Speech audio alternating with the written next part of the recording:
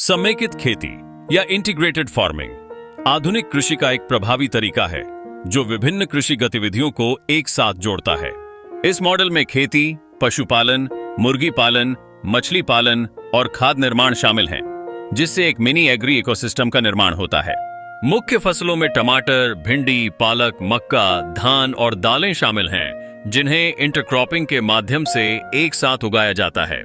साथ ही जैविक उर्वरकों का उपयोग कर मिट्टी की उर्वरकता में वृद्धि की जाती है। डेयरी फार्मिंग इस मॉडल का एक महत्वपूर्ण भाग है।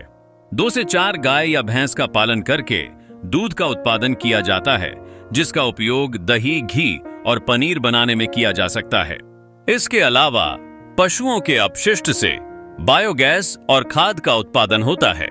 मुर्गी पालन करने से मुर्गियों के अंडे और मांस का लाभ मिलता है। साथ ही मुर्गी का अपशिष्ट भी जैविक खाद में परिवर्तित किया जा सकता है।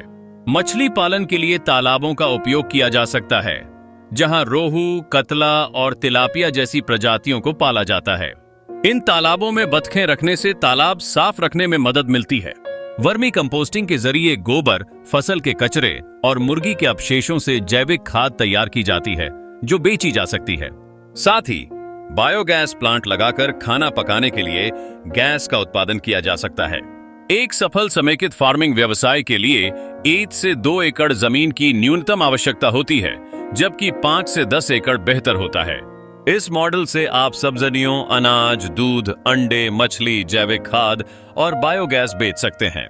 विभिन्न आय स्रोत होने से वित्तीय जोखिम कम होता है और लागत में बचत होती है। प्रारंभिक निवेश 5 से 10 लाख रुपए के बीच हो सकता है और आवश्यक कौशल खेती, पशुपालन और व्यवसाय प्रबंधन में होना चाहिए। मार्केटिंग के लिए स्थानीय मंडी या ऑनलाइन प्लेटफॉर्म का उपयोग कर सकते हैं और जैविक उत्पादों को उच्चतम मूल्य पर बेचा जा सकता है। यह व्यवसाय न केवल आर्थिक सक्षमता बढ़ाता है, बल्कि पर्यावरण को भी सुरक्षित रखता है।